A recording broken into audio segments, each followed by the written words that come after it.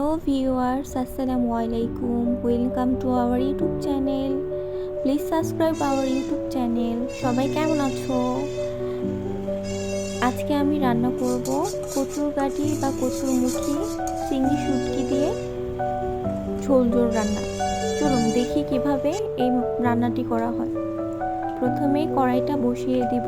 কড়াইটা গরম হয়ে আসলে দিয়ে দিব পরিমাণ মতো তেল, দিয়ে দেব কেটে রাখা পেঁয়াজ কুচি আর মরিচ কাটা। ভালোভাবে ভেজে নেব পেঁয়াজটি বাদামি কালার হওয়া পর্যন্ত।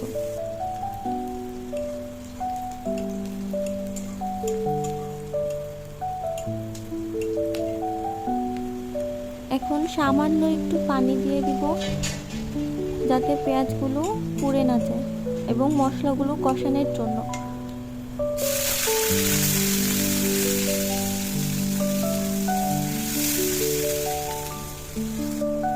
দিয়ে দিব পরিমাণ মতো লবণ,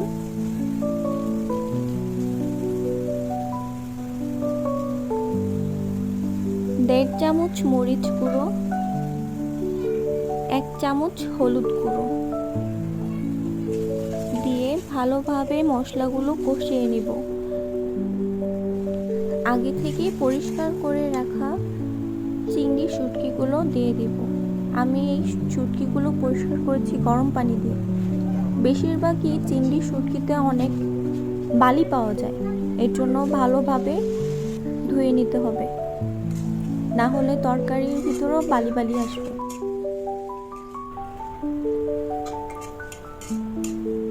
আমি ভালোভাবে কষিয়ে নেব মশলাগুলো।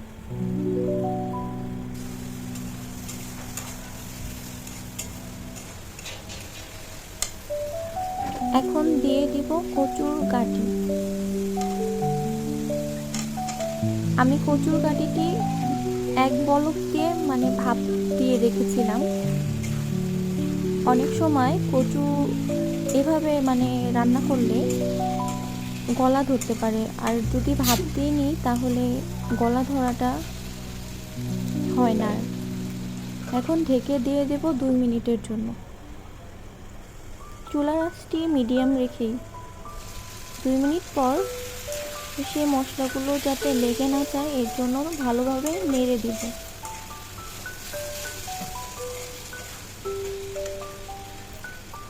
চিংড়ি মাছটা সহজে অনেক সময় পাওয়া যায় না, হাতের কাছে এরকম শুটকি থাকলে বিভিন্ন তরকারি রান্না করা যায়। আমি সামান্য একটু কষিয়ে পানি দিয়ে দিচ্ছি, পরিমাণ মতো পানি দিয়ে দিলাম। এবার ঢেকে দিব বলক আসা পর্যন্ত।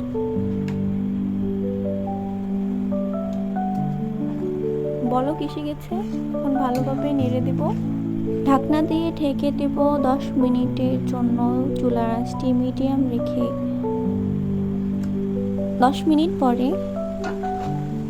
রান্না প্রায় শেষ। এখন ধনিয়া পাতা দিয়ে দেব।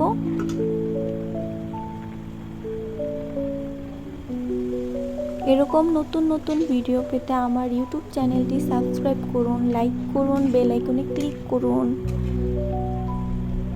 সবাই ভালো থাকবেন, সুস্থ থাকবেন। আল্লাহ হাফেজ।